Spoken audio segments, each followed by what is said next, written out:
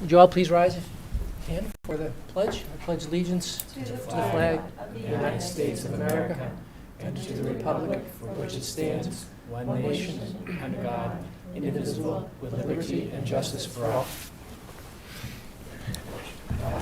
Thank you all for coming. Good evening.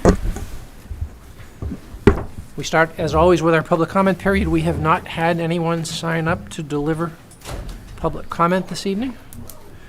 So we will move into the report of the secretary. If I may have a motion, please, regarding the minutes of our last meeting. I move to approve the minutes of the regular meeting of Wednesday, October 5th, 2022. Second, Heather. Heather, thank you. Comments or questions?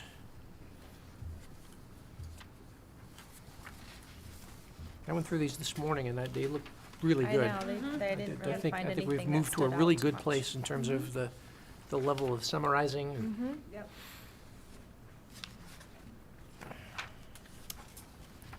All right, anybody? Let's move to a vote then. All in favor?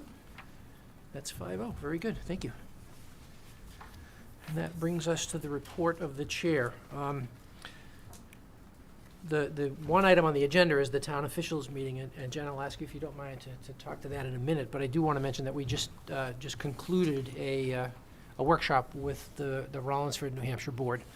Had a very, very robust discussion on a number of topics, and we've got some follow-up action items that we will follow up on in the coming months, but it was always good to hear from those folks. Thank you for coming. Okay, town officials meeting, we did meet on October 12th. Jen, you were going to give us an update? Yeah, I have the 11th on my agenda. It's Did probably- we meet on the 12th? No, was it a Wednesday? What's today? 12th. It was 12th. Okay. You were a day behind. A dollar short, my mother would say. Yes. A dollar short. So we met in only the Elliott Town Manager, Yep. and the Marshwood Group was there. We started off by Mr. Cavalier just updated about the school grant opportunities, including Project Aware, which we talked about at the last meeting, Yep. is the mental health project with Sweetser, and the Science on Wheels STEM opportunity.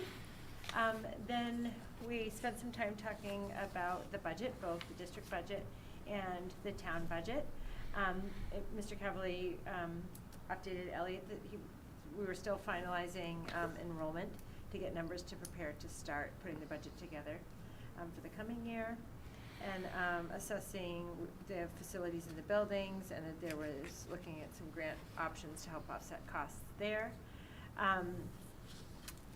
Also, the Elliott Agricultural Committee is up and running, and I would be excited to hear more from them. They are bringing local food to the community, so sort of pairing with partners, with farmers in the community, and we were thinking it might be good to connect that group with food services here and see if We have done the that. opportunities there. Great. Yes. Great. Good old 236 road construction was discussed again. Signal repairs, there was some talk about that, who is in charge of what, and doing repairs and held up and this, that, and the other. But that's just sort of more of the same ongoing stuff at Depot Road. Then the winter storm protocol was reviewed. That was the biggest thing, that an email will go out. There'll be something on the website, a telephone call, TV stations, and the excused absence if it's unsafe policy was just reviewed with Elliott, so they're up to date. And that's all I got. Did I miss anything? No, it's great. No, that sounds good to me. Great, thank you very much. That concludes the report of the chair and brings us to the report of the superintendent. Thank you very much. The first item on our agenda is our presentation of our district crisis plan. I will tell you that the length of this presentation is by no means reflective of the work that went into it. This is over a 120-page document where we're really trying to outline all of our safety protocols for our district. Really want to recognize the hard work by David Gratian, Lieutenant Upton, and Rich Buzzell. Did an incredible amount of work, as well as David Creech, people who really put a lot of time into this to ensure this. We've vetted this with our school crisis teams. Each building is required to have a crisis team, which is made up of staff. So we've gone through our school crisis teams, our administrative team. Jeff also worked with the School Safety Center, where he took the document to be able to share it with them to get some feedback from them. We've received that feedback, made some changes, and so tonight's really the final presentation of the crisis plan. Our plan is once this is in place, is that we will have that second meeting with the Elliott, Rollinsford, South Berwick Police and Fire Departments to be able to talk a little bit about, like, share our plan, what does this look like, here's kind of what the board has agreed upon, as well as that we'll also have to have a change in our district policy to reflect there is a change. So this is a really intensive document. I'm going to turn it over to Mr. Buzzell, who's ready to roll. Thanks for having us. You can see that, as John said, just to give you a little history on this. Can I stop you a second? You're going to be asked to Hold the use the microphone yes. so that, I go with the microphone? so that you're, You could hold. You Your can carry it voice around shows with up you, on Rich, the if you want stream. to. Want me to hold it? yeah. I feel like I'm getting ready to sing. I was gonna say. So, with let me give you a little history on our crisis plan. When I first started here 20 years ago, we all had these 3 or 4 inch binders that had everything we needed in it. But, you know, the documents in there would get old pretty quick. It was like our old policy books. So we've gone to a digital crisis plan or emergency comprehensive plan for our district. We started working on it in July. And there were 4 of us that were on our committee to do that. We reviewed several documents and had a lot of other schools that had gone through this process, so we could take a look at them and see what they were doing. And Jeff Upton, myself, Dave Creech, and Dave Gratian met several times to go over this. And you can see, and I know you were emailed the document. It's a very large document, but very inclusive. And obviously, we're not putting that up here because it's not something that goes out to the public, because it's something we need to be in here for obvious reasons. You know, so we started planning and doing this stuff in July, came up with a document that we had initially brought out probably the end of August, I would think, for John and some of our people to review.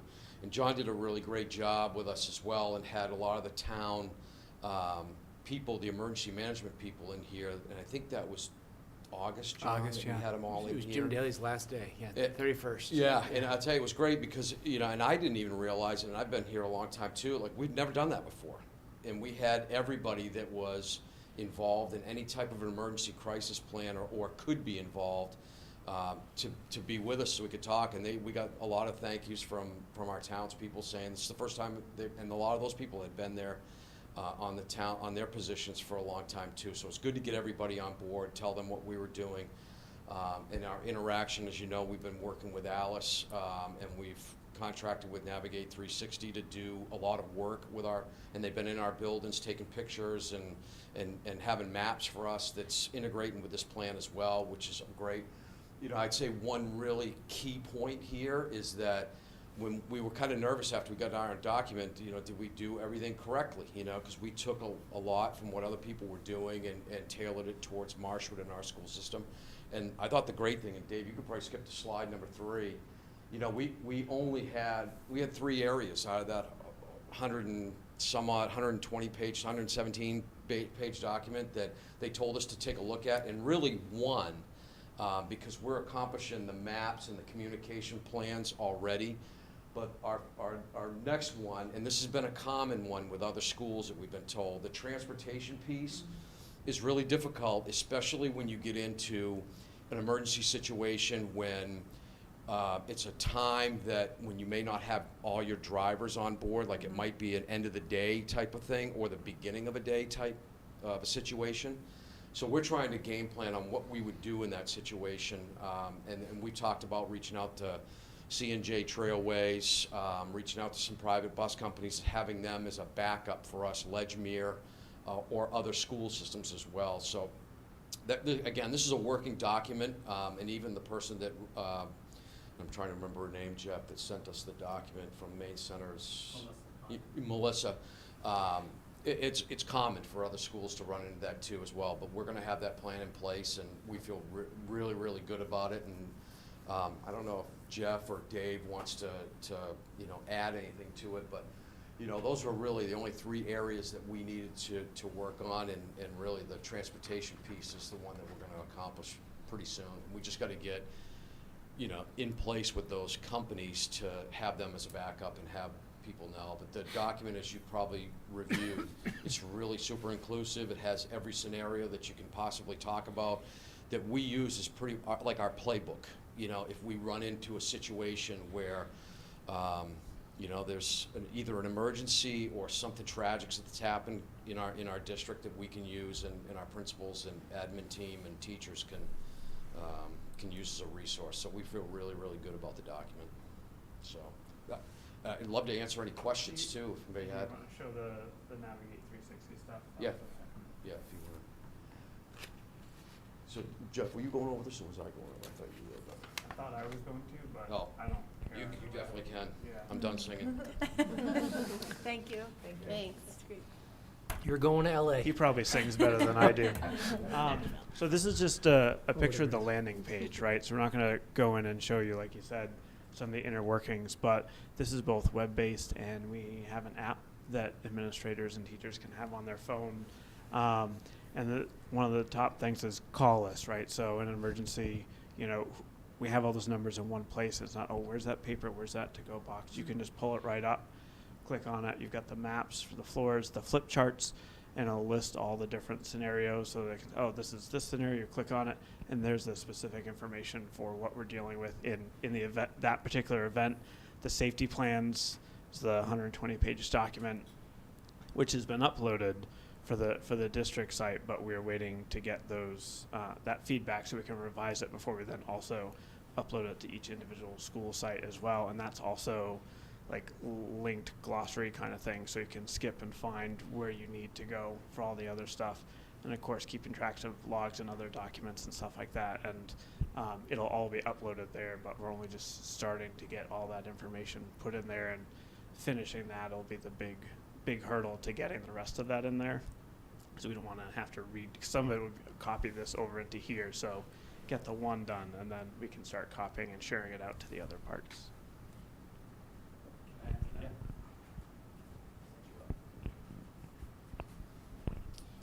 One of the great things about the Navigate 360, and I know Rich had mentioned earlier about it integrates with Alice, and we're doing, so Navigate 360 owns Alice, so it's the same company. So if we say Alice, it's all Navigate 360. So what's really great about it is we can give our first responders access to this as well. So if there's an incident, they can come in and there's pictures, and then they can click on, Ryan, if you just want to grab one. Because our patrol officers come into the buildings occasionally, but they're going to have access to the maps, they're going to have access to the classroom numbers, and then they're going to have access to actual pictures of the classroom. So if we have to make entry into a building in an emergency situation, we can know what we're going into first. Sure. Our firefighters, if the building is full of smoke and visual locations are hard to nail down, we're going to have maps for them too, so they can talk to each other and communicate. So that's the pool that we're going to so this really opens up the multi-agency and multidisciplinary partnership that we really should have had a long time ago, because I was here for 20 plus years and we never did anything like this. Like Rich said, to have the first responders and the decision makers in the same room with school administration, first time in 20 plus years. It's huge, and that's the first of many. And this is going to allow us to just make sure we're safer, we're keeping our kids safer, we're keeping our adults safer, and we can change it anytime. It was a task to grab every binder from every school and update pages every year when personnel changed. We don't have that problem anymore. We can do it right here. The document has more phone numbers and more names than we ever imagined for first responders, water districts, sewer districts, Department of Transportation, all these different departments that we've never included in our emergency planning. It's always been, okay, we have a school staff because it's your building, which makes sense, and we had me as the school resource officer, and maybe somebody from Elliott. Well, we're not the ones that are gonna be dealing with every situation. So this is a huge step for us, I think. It's great that we were able to get it done and get it done so quickly, because by law, we have to have it on the books. So we're good. Not that we didn't have one on the books, but it just hadn't been updated in a long time.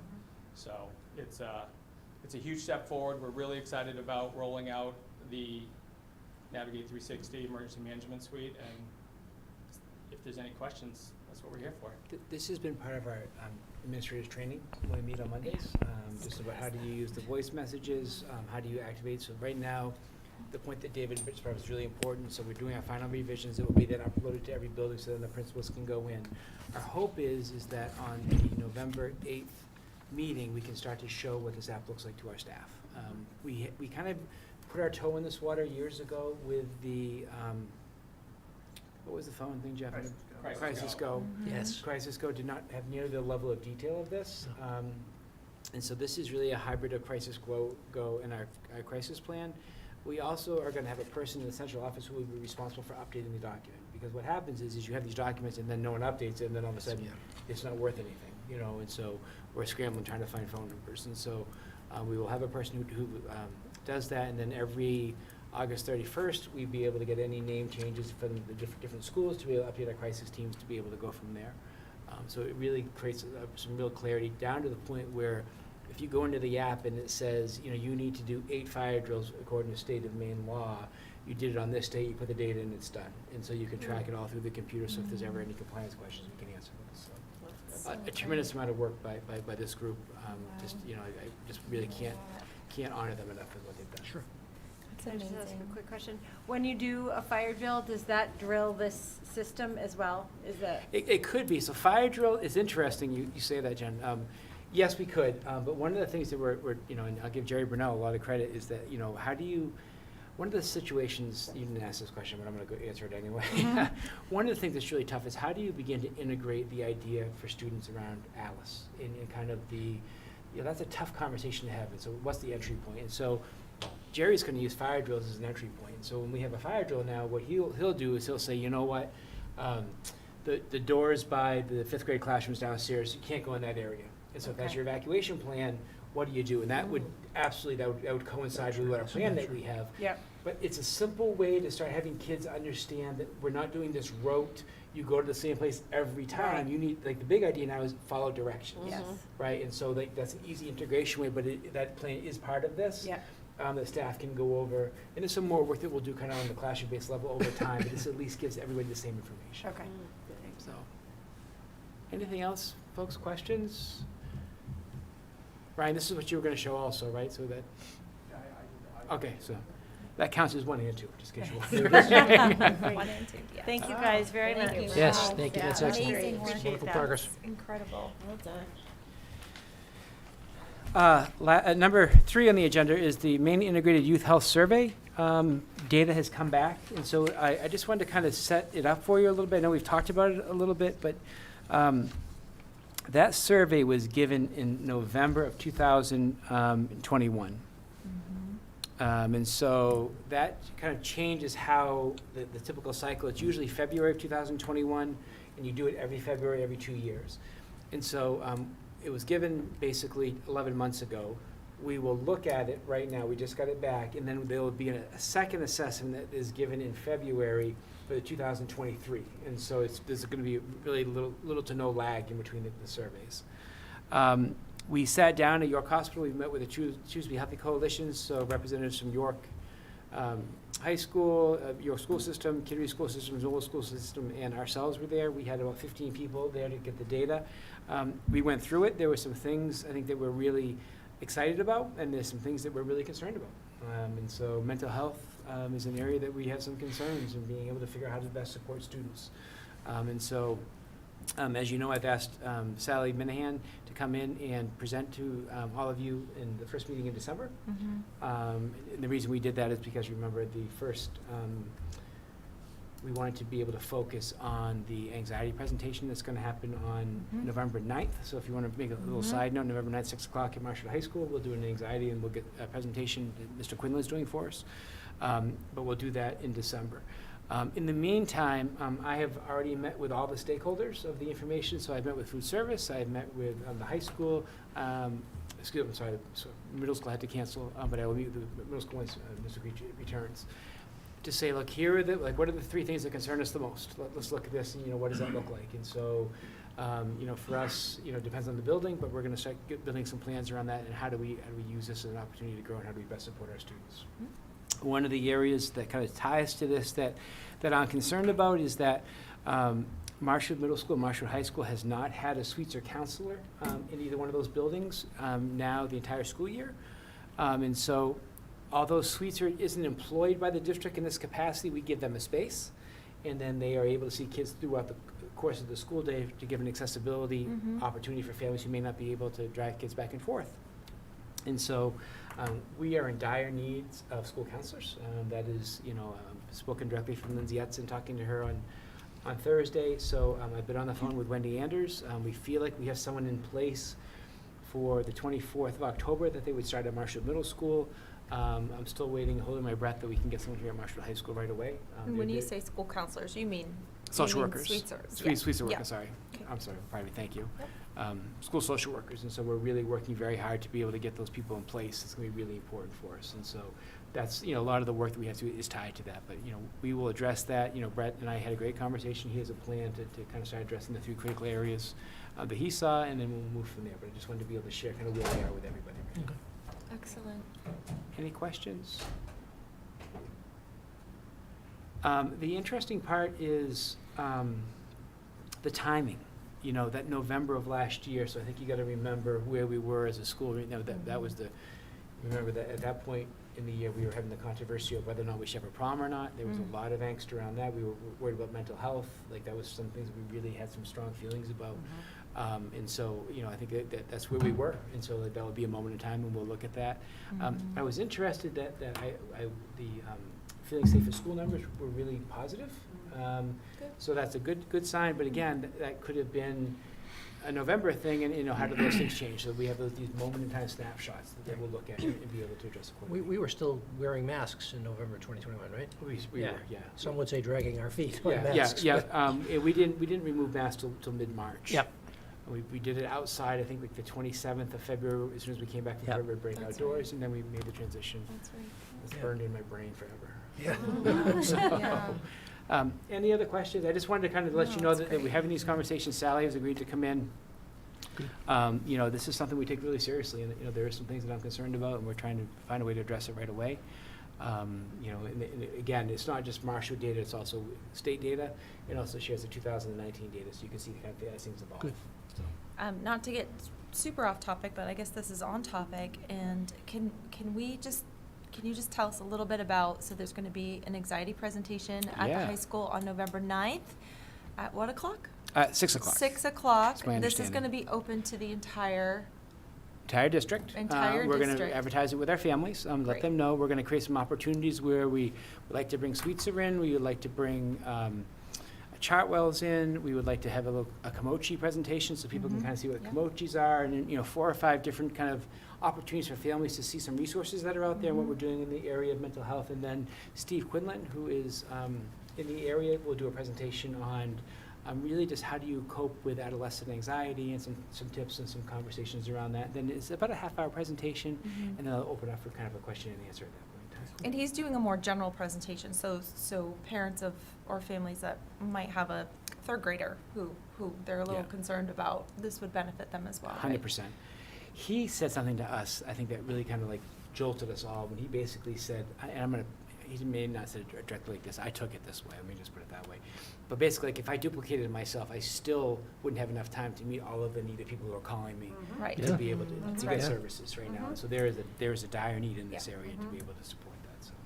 What I like about Wellness Committee had Mr. Quinlan come in and just kind of talk about, like, what would that presentation look like, what would it include, what it would cover, and a lot of it is, he was saying, is education on what is actual clinical anxiety versus regular sort of navigating the ups and downs of life. Being And I think anxious. that's like really going to be super helpful for Yes. a lot of people to Yes. understand and really be able to navigate that, because there aren't enough therapists to go around. Right. And you know, what do you do when your child doesn't want to go to school? Like, is there, I think those are some of the kinds of questions that are going to come out of this, and I think it's going to be super duper helpful to be able to have an opportunity to ask those questions, but to first really listen to his presentation. I think he's going to have a really nice presentation that, even as an adult, I'm kind of like, I'm excited to go. I think it's going to benefit everybody quite a bit. I think one of the things, and again, I'm going to try to paraphrase, but some of the treatment plans that we as families think might be the best thing for our child might be actually counterintuitive to the research would That's say on right. how to best deal with Yeah. anxiety, right? And so I think he'll be able to kind of talk a little bit about those things and kind of give some planning and then obviously open up for some questions, so. Yes, he was Sounds talking great. about how we as parents, and I can speak to this too, the second your child gets uncomfortable, you want to rush in and fix it, when sometimes that's not always the best thing to do. You know, it's kind of like pushing them a step back instead of forward.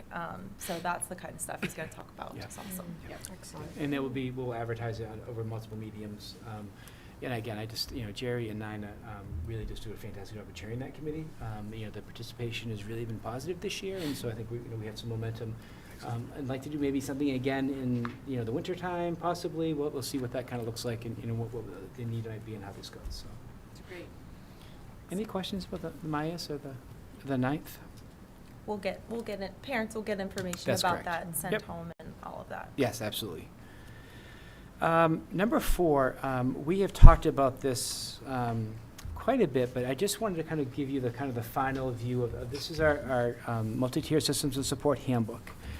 And so as I rolled this out, one of the things that I think in education we use is a lot of jargon. And so I think even educators get confused by jargon. And so like what my goal was is to say, like, we have this big idea. And the idea of multi-tiers of support is really to help kids be successful in the classroom. That's the big idea. Or not necessarily just in the classroom, but just be successful, right? But sometimes we jargon it up so much that it doesn't make any sense. And so try to put this in common terms of what we're trying to do, what parents can expect, who would be on those MTSS teams, like what are the data points. And so, for instance, like a tier 1 intervention is the stuff that teachers do all the time. It might be repeating directions. It might be writing down an assignment on the board. It might be just giving a person extra time. Those are kind of innate things that happen in every classroom. Those tier 2 things are very different, and so I think we have a really strong tier 2 program when we talk about our elementary schools, where we have some reading supports, we have math supports now. We're seeing great data around those types of things. We have our school counselors, who we feed them up to be able to work more with kids and build those relationships. Gets a little trickier at the high school when kids have schedules, and what does that look like, and just the incredible work that's going on this year. The Student Success Center, like those are all positive things, and being able to kind of get our hands around what it looks like so parents know what to expect. And so this document also talks about, like, what's the data that we want to look at? Attendance is important, those types of things. And so my goal is to be able to give you one last chance to get any questions you might have, and then I would post this on our website so parents can see it. I actually have a question about the document. Yeah. My copy only has the odd-numbered pages in it. Well, I'll tell you what, when I post it on the internet, I'll add the even ones. Thank you. How's that? How's that? Wait, do we have this in our folder to look at? It's also the whole thing? Yeah, it's also in your, Okay. yeah, I'm Yep. not sure this is, On the back of the packet, page 56, I'm not sure this Yep. the other pages, but PR, I think, is that mean percent? I'm sorry. So like NWEA math scores below 25 PR, like. Yeah, So could we just change that, just so that it's a lingo that everyone knows, if that's what it is? Yeah. Maybe it means like the RIT score, I don't know what it means. What does PR mean? Does it mean percent? I think it's percentile. I think that's what they're trying to do. Or Oh, so could we ju- Yeah, percentile. so Yeah. could we just put the Yep. percentile? Yeah, of course. Or write it out, or put the Yep. percent mark or whatever? Remember I just said how we use jargon sometimes? Yes. Yeah, exactly right, yeah, so perfect. I was like, oh, what Yeah. words do I not know? Yep. Or, Yep. Yeah, I would love to go through the whole thing page Yeah. by page and just try to catch any little things. I love to do that. Yeah, absolutely. I just think this should be a resource for families. And it Yeah, also is a great. statement, this is one of our 4 district goals, that this is important, this is what the law requires us to do. But I'm going to go back to the visual. I was sitting in a conference this summer and just hearing about this, and like, how do you have staff who are very busy doing a lot of different things, and how do you make this meaningful to them? And they would, all of a sudden, this slide came up. And I probably have already said it, but the slide was of this messy bedroom with everything all over the bedroom. And then the next picture was that same bedroom with all the same things, but everything organized. And really, that's the point of an MTSS program. We're collecting student data. We're explicitly measuring things.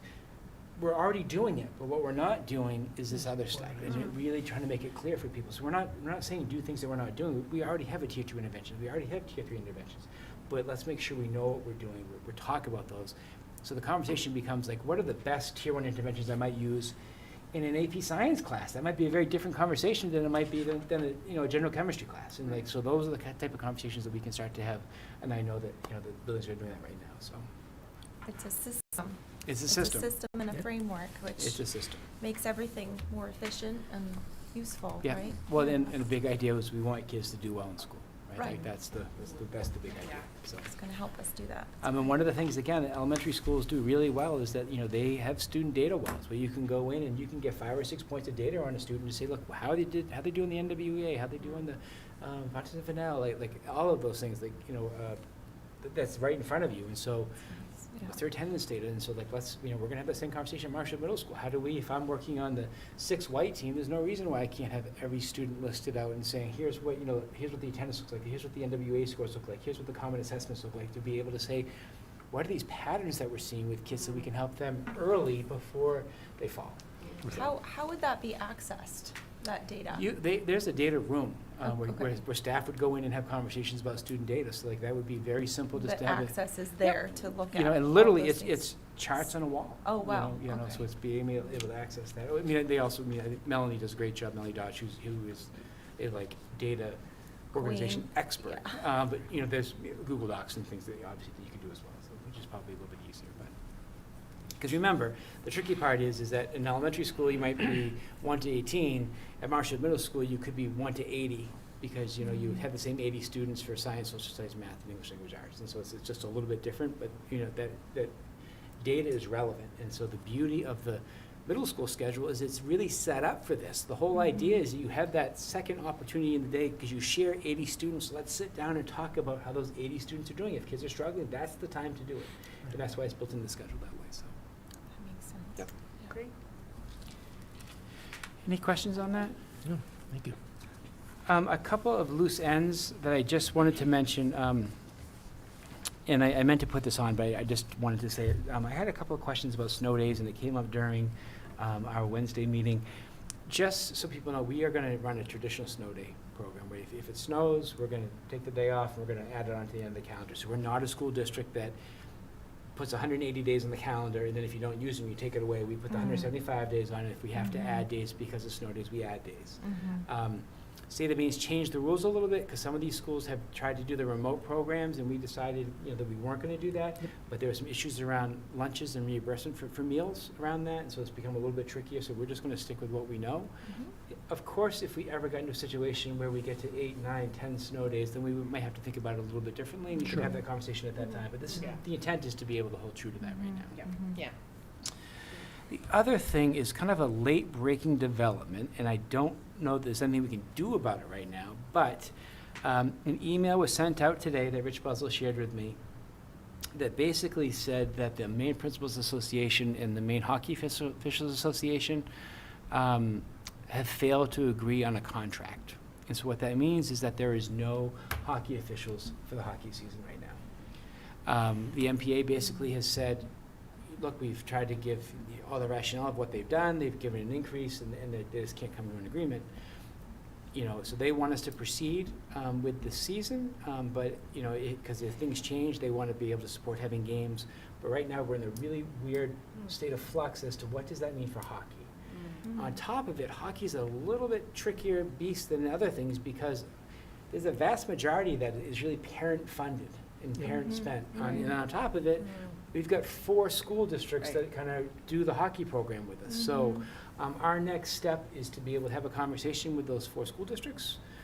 So Rich and I are going to meet with the athletic director and superintendent, hopefully, and possibly principals of Trape, Noble, and Sanford to be able to have that conversation to say, look, how are you interpreting this? How do you want to go forward?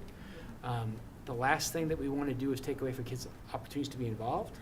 From a liability standpoint, one of the questions Rich and I have is that if you don't have certified officials, I don't think you can play games. No. And so if we offer just a scrimmaging, practicing format, how many kids are going to be interested in that? Because there's so many other options for outside hockey. The other thing that scares me, frankly, is that I'm afraid hockey is one of those things that once it goes away, it may never come back. Right.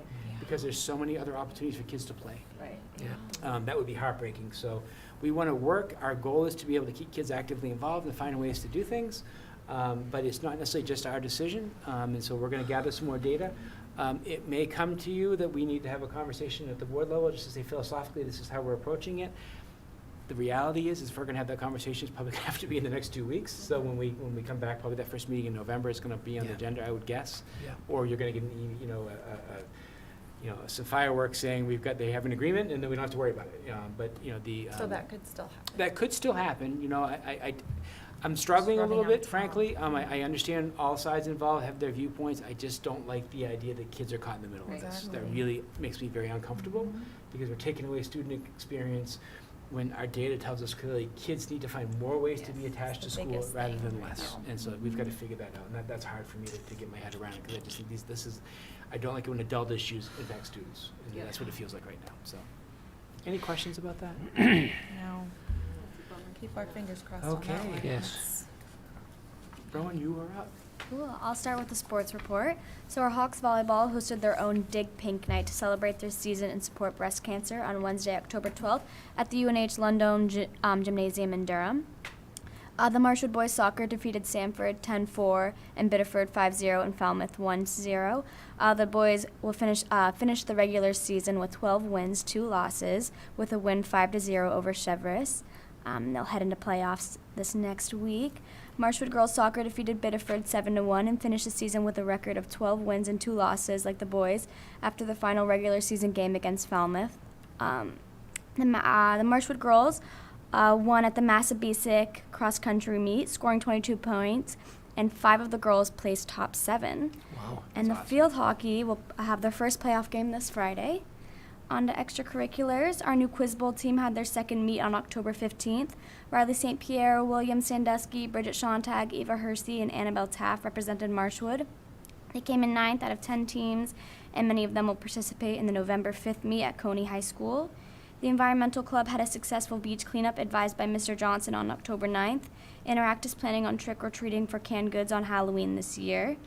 National Honor Society is currently determining their officers for the school year.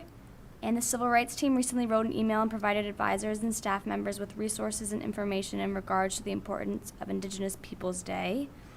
Also, tickets for Shrek the Musical are now available for shows on December 1st, 2nd, 9th, and 10. And the first school newspaper of the year is now under construction and will be available sometime in November. For Student Gov, on November, during advisory time, Student Government held a General Assembly meeting in the auditorium. Each advisor was asked to send a representative to sit in and listen to the meetings, while the executive board members delivered a presentation to outline all the committees and positions within student government that we have. We had over 55 plus students attend. It was a really respectful meeting throughout the whole agenda. A General Assembly like this will occur monthly to encourage more advisees to attend and share information with their advisors so we can get everyone involved and hopefully get more people to be interactive with student government. We are also working collaborative with Mr. Sanzone's AP Government class to work on Hawk Block and to discuss the upcoming election and importance on voting and civic duty. That will take place during Student Gov's November Hawk Blocks that they'll have. And throughout the month of October, advisories have been engaging in different activities ranging from Senior Olympics, prompting acts of kindness, and Hawks do's and don'ts. You've probably seen them throughout the school when you walked in. In addition to these fun activities, a group of Danish students and teachers visited Marshwood from the 11th to the 14th. Every student shadowed a Marshwood kid and got to experience our classes and day-to-day activities before and after school with their host families. And on Friday, humanities classes like AP Gov, Lang, and Lit were invited to sit in on all the day seminar in which the Danish students and Marshwood students discussed their differences. It was a great experience for all. The Marshwood kids and Danish kids both had a great time, and I think some great bonds were created as well. That's cool. Such a thorough report. I Awesome. love You it. guys- I feel like I've been here at great. school with you guys. You get a check plus. Yeah. We'll do this, but can I That's ask a awesome. question? Back in the report around the school newspaper, you said first issue coming out in November. Yeah. For this year, is this something we've been doing in the It past? is. So or- we have a journalism class with Miss Rumble Yep. that she hosts. So they do school newspapers. They're usually placed around the bathrooms Okay. or just around the halls. They have student interviews. So I know they've done those. I don't know if the school newspaper is different, if it's going to be deeper, longer. I Okay. know usually we've just had like a page report. Would you bring a copy to the Yeah. the Yeah, next? We'd I'd love to next see it. time. I- I will know. Yeah. Yeah, thank you. Or when they're ready. Yeah. No, you said Send me the November, back. right? Yeah. That would be our next Go meeting. get one in the bathroom, Joe. Okay. Okay. That's exciting. Great, thank you. And that concludes my report. Yes, thank you.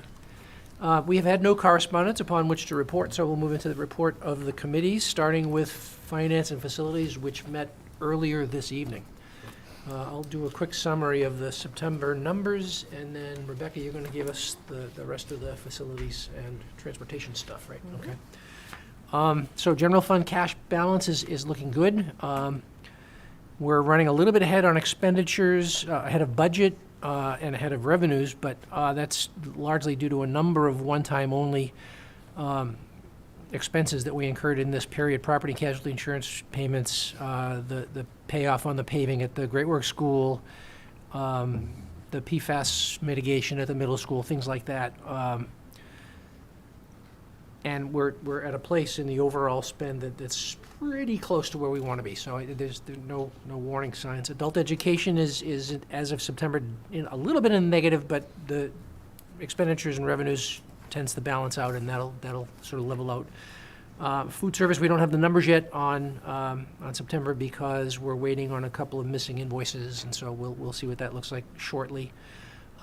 Federal grants, still no money coming in, but we're making the submission, so we expect that picture will improve over the next month or two. Right now, it's just showing the expenditures and no income. That is pretty much it on the numbers. Did I miss anything important? Okay, cool. Rebecca, go ahead. Okay. Thank you. The first update that we have is our electricity costs are going to increase because our contract is up. It was a 4-year contract. And it looks like, as we all have seen, all the electric costs have gone up, and it's going to be about a $100,000 increase.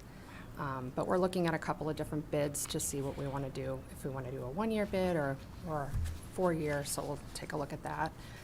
Transportation update, as we all know, we have a driver shortage. It continues. But we are currently training 2 additional drivers, and we're really working with our drivers and continuing to train the ones that we have, and we're really happy to have the ones that we do have. And also working on the disciplinary procedures, put them in place so that they have the resources, so if something happens on the bus, they know how to handle that. And let's see, the food service update, we didn't really get to that. Did not. Yeah, we did. So that's kind of all that we have. We had a pretty packed evening Yeah, this we did. evening. Yep. Thank you, that was great. Yeah. Okay, that concludes Finance and Facilities and brings us to Ed Policy. Next meeting is scheduled for October 26th, so nothing to report You tonight. should remember that meeting is Here. Here, yes. Right, here. Oh, Yes. here. Yeah, Yeah. so 1 o'clock, Oh, we're gonna good. be in the conference room, Oh. we'll do kind of our business, and then we're gonna have some students join us for the last half hour to talk about our transgender procedures. That'll be in this room. Upstairs in the conference room. Oh, in the conference Yeah. room. Yeah. Oh, Yeah. we did, Yep. we did say that Yeah. last time. Yep. That's right, I have that down. Okay. Yes. Okay, and then next meeting of the Wellness and SEL Committee is November 2nd, so nothing to report on tonight on that either. Okay, that concludes the report of the committees and brings us to new business. We have one new item. It's a second reading. May I have a motion, please? I move to approve the second reading and discussion of policy GBN, family and medical leave. I second, Rebecca. Thank you, Rebecca. There have been no changes since we did the first read 2 weeks ago, right? So, any comments or questions on this? We'll move to a vote. May I ask all in favor, please? That's 5-0. Thank you. So enjoy this because it's going to start to get fast and furious Yeah. over the next Yeah. little bit here. So. That's great, actually. Lots going on in the policy world, Yes, so yeah. we need to keep abreast of it. Okay, Mr. Creech is out sick, just so you're. I saw that, Oh, yes. We okay. typically do the, tonight we were going to do the high school and middle school. We have Mr. Hoogtrup with us. Thank you.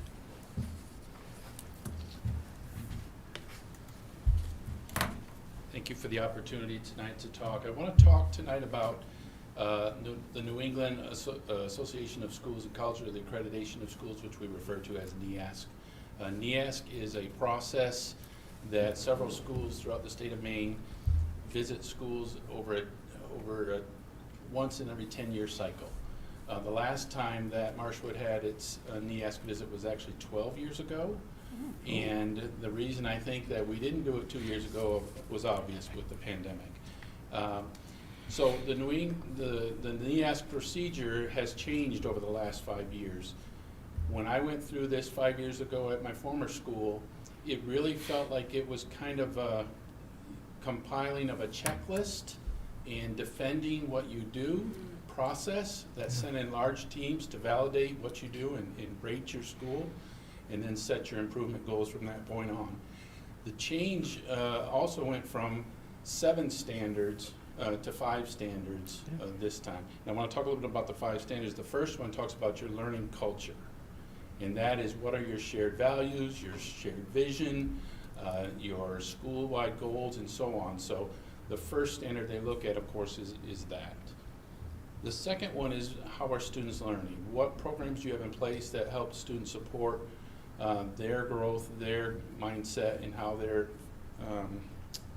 escalating in their classes in the school?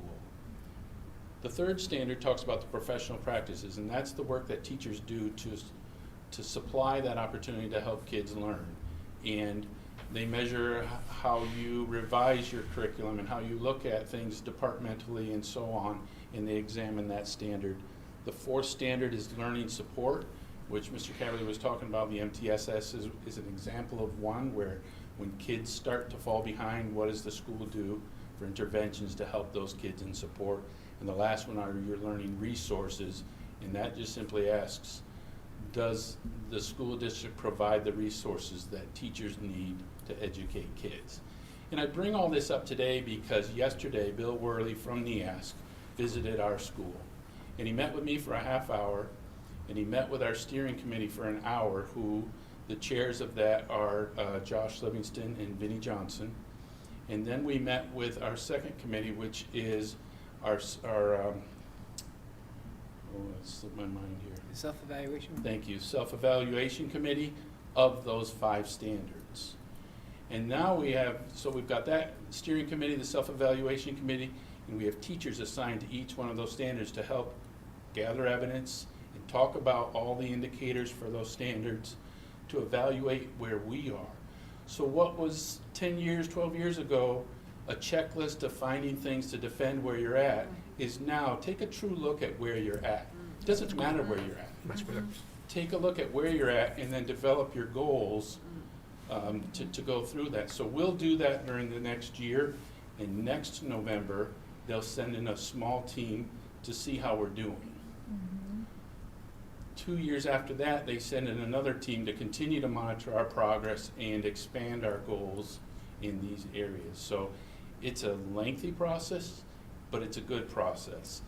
And just to share a quick conversation with you, Mr. Caverly, when I got hired, of course, you know, it was in August, he said, do you want to try to kick this down the road another year? I said, absolutely not. We want to try to get this going, to bring our staff together, to get us in the direction we need to go.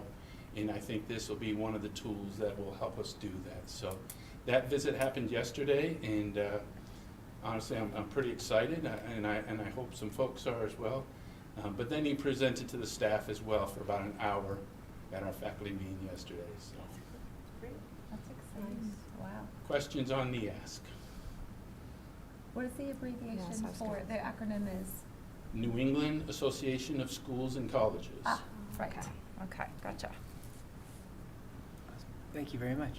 Yeah, appreciate it. Thank you. Okay. Any last comments or questions from the board? I will entertain a motion to adjourn. I second. No, you have to Oh, you have to make. make the Oh, motion. I'm sorry. Yeah, Yes, that's I okay. move to adjourn. Thank you. And then And Heather will second it. Thank you. All in favor? That tradition. That is 5-0. Thank you. We are adjourned.